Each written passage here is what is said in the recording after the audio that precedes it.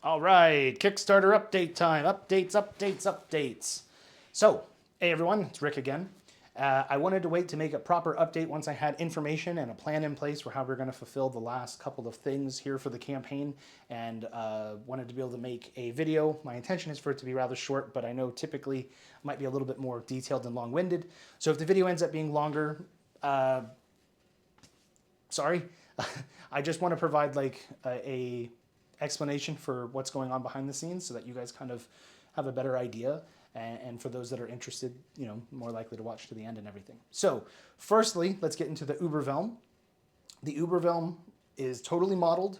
It's been set for parts, broken up into parts. I have pre-supported everything. There was a couple of pieces that when I was doing my tests, I wanted to tweak to make them a little bit better with the pre-supports. Those are currently printing. Those other couple of parts right now are printing. So I assume that come Monday, they should be totally ready for distribution, for release, and that I can also have the stats ready for Revelation Skirmish rule set for the Ubervelm for the Faust Union forces. So that should catch us up on all the stretch goals for the campaign. And then that leaves us with Karldra, which was the main reason for the campaign.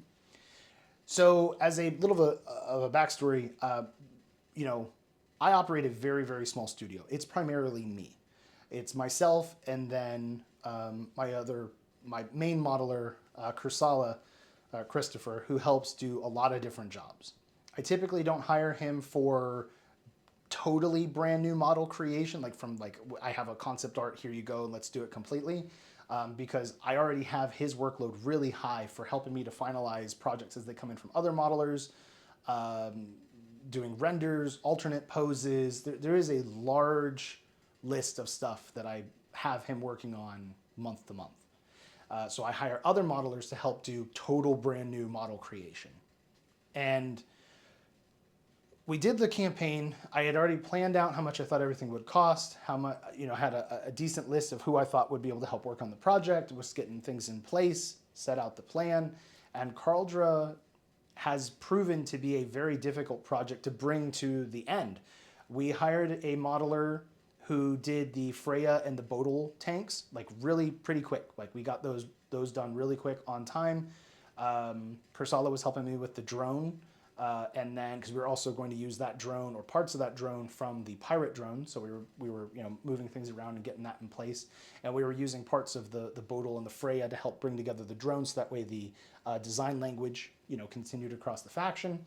I took on the power armor, the berserkers. I took that on myself, and I'm still a very new modeler in the scope of things. I don't really consider myself a full modeler quite yet. I help do posing. I do all the pre-support. So I do a lot of, my hands are in with the models, or at least I'm observing them and overseeing them. But as far as the physical modeling of the files, I don't typically do that outside of the posing part. And so doing the Berserker was a big deal for me to, kind of my first, all right, let's do a project. And I'm very proud of how that turned out. And the only reason I took that over is because I was having difficulty finding a modeler who felt comfortable taking on power armor at the 12 millimeter scale. The modeler who we had hired to do the Bodil and the Freya, and I want to try to be very careful not to provide any information that they wouldn't want out there in the public. So I do have to kind of be vague. But they had, we were doing the Freya and the Bodil, got those done. And I was like, look, let's start talking about the Ragnar project, because I'm like, I already like what you're doing. So like, let's logically move into the next thing. Because that way then like I said, the design language extends across to all the units. Because what I found in the past is when you hire different modelers, they have different techniques and skills and levels of detail that they provide. So sometimes you end up with units that feel slightly out of place with the other members of their faction or in that catalog that goes with those units. And I want them to try to feel the same as much as possible, right? To feel like they're related, because in Revelations, each of the factions has their own kind of design aesthetic, and I want them to all feel like they belong together. He was unable, unfortunately, to be able to continue working with us. I've been talking to him over the last couple of months on and off as I've been able to, and I'm still very open to working with him when he is, in a position to feel that he can come back. And we've even been discussing a different sort of project in the meantime, because it's a very legitimate reason why he was unable to continue working with us. It wasn't bad blood. It wasn't, either of us quit the other or anything. Like, he just wasn't able to continue.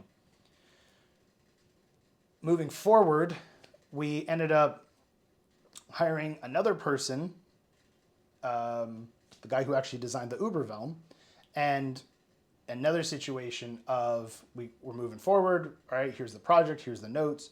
We had a meeting, got everything set up, and then life and legitimate reasons why that guy also could not work with us. And which is very unfortunate, because I enjoyed working with both of these individuals and would love to still continue to work with both of them. And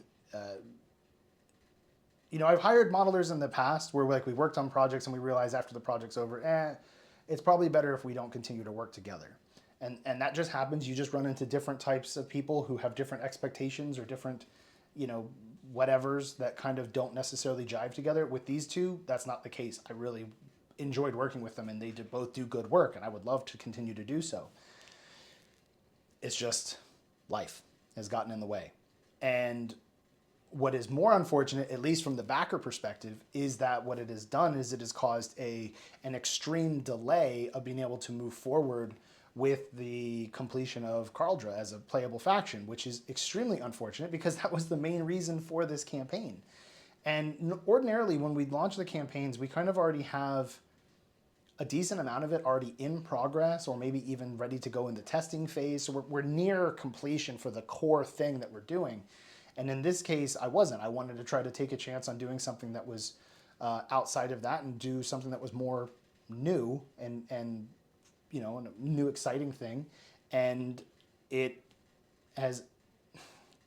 doing that has not burned us, but we have been burned by not being able to move forward to the way that I needed to. And the couple of other modelers that I have in the rotation that I could hire are not comfortable with taking on the Ragnar and the Bjorn. And that just happens. Different modelers have different, some really like to do inorganic or organic or more blocky shapes, or they're willing to do more rounded shapes or more humanoid kind of thing. So different modelers they just have different designs that they're like, I feel really comfortable with this. I can definitely take this on. I want to do this. I don't really want to do that one. And you have to respect that as the, the manager or the creator, because taking someone who just refuses to do a project and you're like, no, you can do it, and force them into it doesn't normally end up going the way that you'd like. Sometimes you can be surprised, but most of the time they'll just turn the project down outright and you won't even get to the next phases of, wow, see, you could do it. And that's okay, because, they have their own lives and their own, other sources of income and other things that they're doing.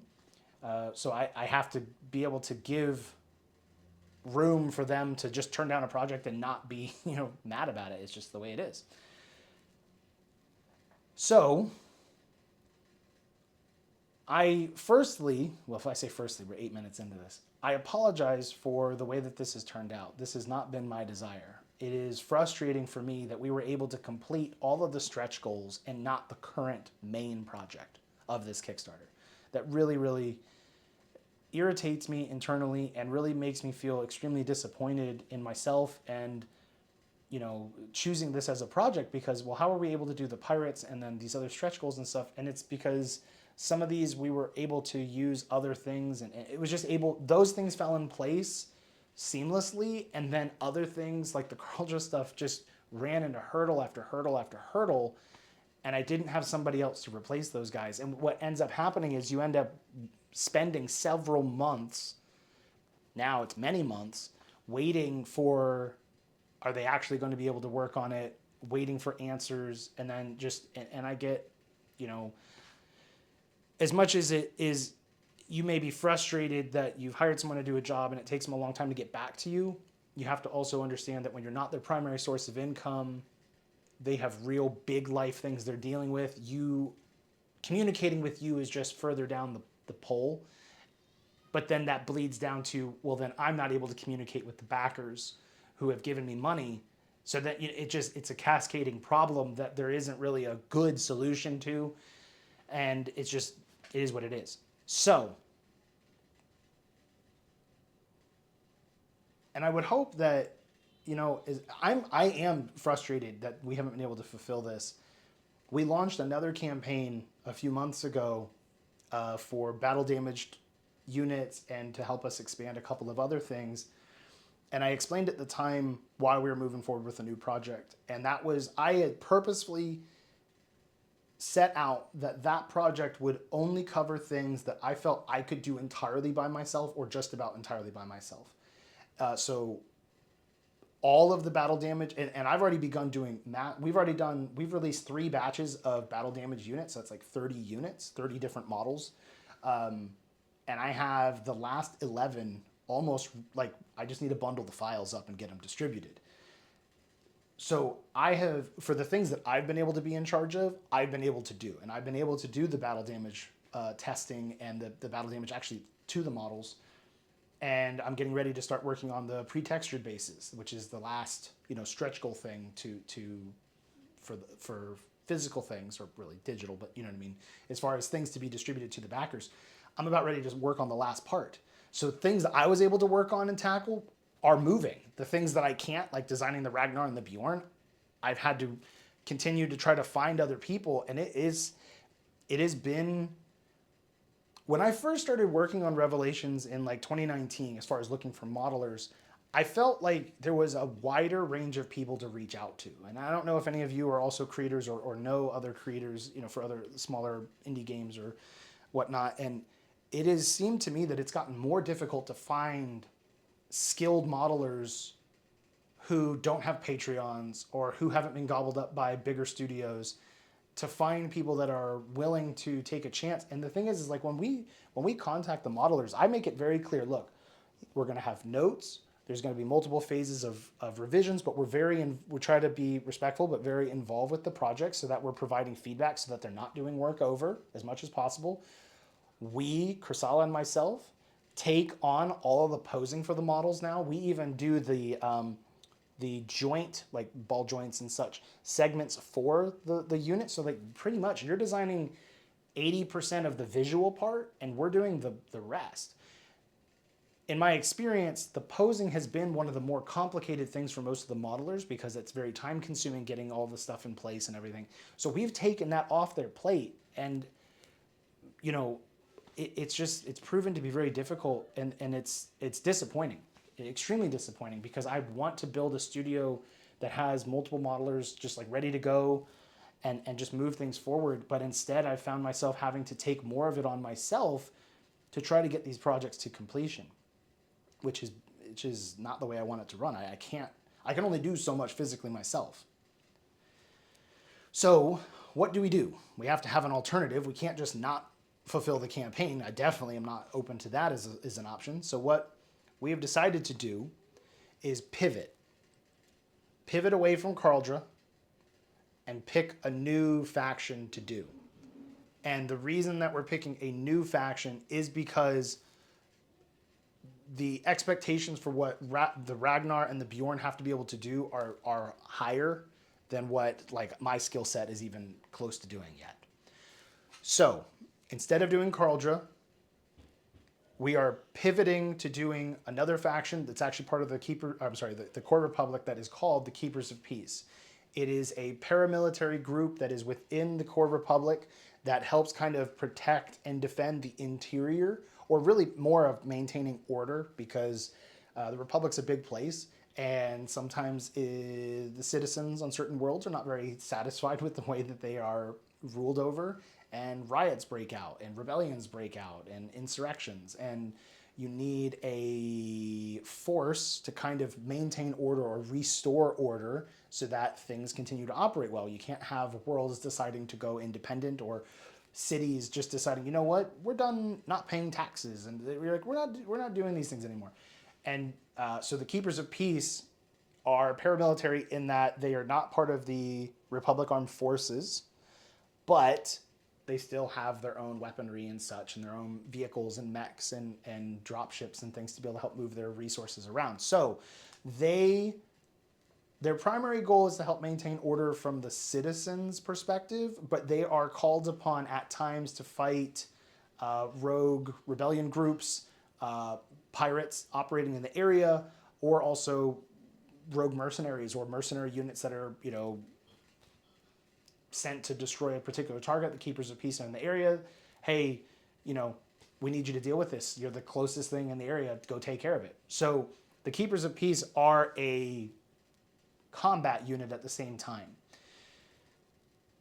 So what we're going to do is we're going to replace everything that would have been for the Karldra starter with the Keepers of Peace. We're going to take all the things that have been completed for Karldra, and those are going to go in storage until we're able to get the Ragnar. At least that's the plan right now. Until the Ragnar and the Bjorn are ready, we're just going to set them aside. We're waiting until we get the rest of the pieces in place, because if we launch with just 2 vehicles, an infantry, and a drone, it's not much of a military. Yeah, we could release them for mercenaries or something. It's not much to go off of.